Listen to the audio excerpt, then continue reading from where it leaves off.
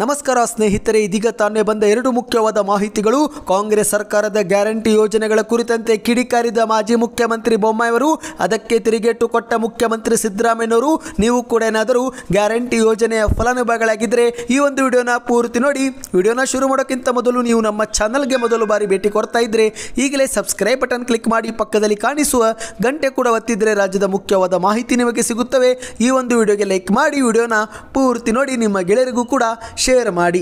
ಮೊದಲನೇ ಮುಖ್ಯವಾದ ಮಾಹಿತಿ, ಈಗ ರಾಜ್ಯ ಕಾಂಗ್ರೆಸ್ ಸರ್ಕಾರದ ಗ್ಯಾರಂಟಿ ಮತ್ತು ಮುಖ್ಯಮಂತ್ರಿ ಸಿದ್ದರಾಮಯ್ಯನವರ ವಿರುದ್ಧ ಮಾಜಿ ಮುಖ್ಯಮಂತ್ರಿ ಬೊಮ್ಮಾಯಿ ಅವರು ವಾಗ್ದಾಳಿ ಮುಂದುವರೆಸಿದ್ದಾರೆ.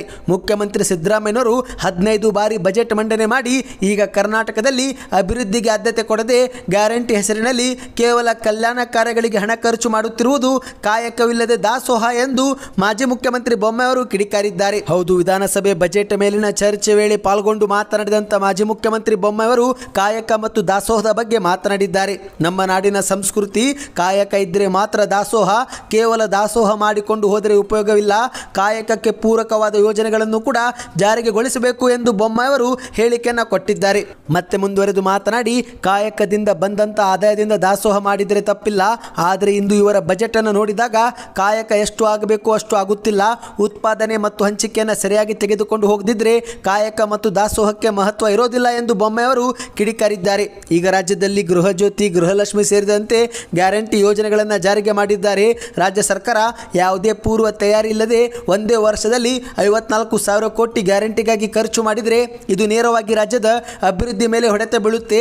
ಈ ಮೂಲಕ ರಾಜ್ಯವು 10 ವರ್ಷ ಹಿಂದೆ ಹೋಗುತ್ತೆ ಎಂದು ಬೊಮ್ಮಾಯಿ ಅವರು ಕಿಡಿಕಾರಿದ್ದಾರೆ. ರಾಜ್ಯದ ಆದಾಯವನ್ನು ಹೆಚ್ಚಳ ಮಾಡದೆ ಖರ್ಚು ಹೆಚ್ಚಳ ಮಾಡಿದರೆ ರಾಜ್ಯ ಅಭಿವೃದ್ಧಿ ಆಗೋದಿಲ್ಲ ಎಂದು ಬೊಮ್ಮಾಯಿ ಅವರು ಹೇಳಿಕೆಯನ್ನು ಕೊಟ್ಟಿದ್ದಾರೆ. ಇನ್ನಿದೇ ಒಂದು ಹೇಳಿಕೆಗೆ ಮುಖ್ಯಮಂತ್ರಿ ಸಿದ್ದರಾಮಯ್ಯನವರು ಈಗ ತಿರುಗೇಟು ಕೂಡ ಕೊಟ್ಟಿದ್ದಾರೆ. ಹೌದು ಸ್ನೇಹಿತರೆ, ಬಜೆಟ್ ಮೇಲಿನ ಚರ್ಚೆ ವೇಳೆ ಮಾತನಾಡಿದಂಥ ಮುಖ್ಯಮಂತ್ರಿ ಸಿದ್ದರಾಮಯ್ಯನವರು, ಈ ಒಂದು ಹಿಂದಿನ ಬಿಜೆಪಿ ಸರ್ಕಾರದವರು ಏನೂ ಕೂಡ ಅಭಿವೃದ್ಧಿ ಮಾಡಿರಲಿಲ್ಲ, ಬರೀ ಲೂಟಿ ಹೊಡೆದಿದ್ದಾರೆ. ಆದರೆ ನಾವು ಗ್ಯಾರಂಟಿ ಯೋಜನೆಗಳ ಜೊತೆಗೇನೆ ರಾಜ್ಯದ ಅಭಿವೃದ್ಧಿಯನ್ನು ಕೂಡ ಮಾಡಿದ್ದೇವೆ.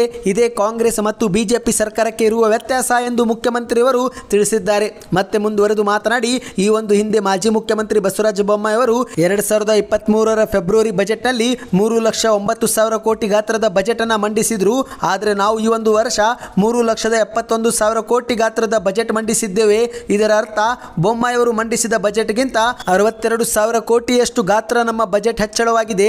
ಅಭಿವೃದ್ಧಿ ಆದಾಯವಿಲ್ಲದೆ ಬಜೆಟ್ ಗಾತ್ರ ಹೆಚ್ಚಳವಾಗಲು ಸಾಧ್ಯವೇ ಎಂದು ಮುಖ್ಯಮಂತ್ರಿ ಸಿದ್ದರಾಮಯ್ಯನವರು ತಿರುಗೇಟು ಕೊಟ್ಟಿದ್ದಾರೆ. ಇದೇ ವೇಳೆ ಬಿಜೆಪಿ ನಾಯಕರ ವಿರುದ್ಧ ಕಿಡಿಕಾರಿದಂಥ ಮುಖ್ಯಮಂತ್ರಿಯವರು, ಕರ್ನಾಟಕದ ಇತಿಹಾಸದಲ್ಲೇ ಮೊದಲ ಬಾರಿಗೆ ಬಜೆಟ್ ಓದುವಾಗ ವಿರೋಧ ಪಕ್ಷದವರು ಗೈರು ಹಾಜರಾಗಿದ್ದಾರೆ. ಇವರಿಗೆ ರಾಜ್ಯದ ಆರ್ಥಿಕತೆ ಬಗ್ಗೆ ಸ್ವಲ್ಪನೂ ಕಾಳಜಿನೇ ಇಲ್ಲ. ಇಂದು ರಾಜ್ಯಕ್ಕೆ ಕೇಂದ್ರ ಸರ್ಕಾರದಿಂದ ನಿರಂತರವಾಗಿ ಅನುದಾನ ಹಂಚಿಕೆಯಲ್ಲಿ ಅನ್ಯಾಯವಾಗುತ್ತಿದ್ದರೂ ಕೂಡ ಮತ್ತೆ ಕೇಂದ್ರದ ಪರವಾಗಿನೇ ಬಿಜೆಪಿ ನಾಯಕರು ಮಾತನಾಡುತ್ತಿದ್ದಾರೆ. ಇವರು ರಾಜ್ಯದ ಜನರ ಪರವಾಗಿ ನಿಲ್ಲುತ್ತಾರಾ ಎಂದು ಮುಖ್ಯಮಂತ್ರಿ ಸಿದ್ದರಾಮಯ್ಯನವರು ಕಿಡಿಕಾರಿದ್ದಾರೆ. ಇವತ್ತಿಗೆ ಎಷ್ಟೇ ಇತ್ತು. ಈ ಎರಡು ಮುಖ್ಯವಾದ ಮಾಹಿತಿ ಇಷ್ಟವಾಗಿದ್ದರೆ ವಿಡಿಯೋಗೆ ಲೈಕ್ ಮಾಡಿ, ಚಾನಲ್ಗೆ ಸಬ್ಸ್ಕ್ರೈಬ್ ಮಾಡಿ, ವಿಡಿಯೋನ ಶೇರ್ ಮಾಡಿ.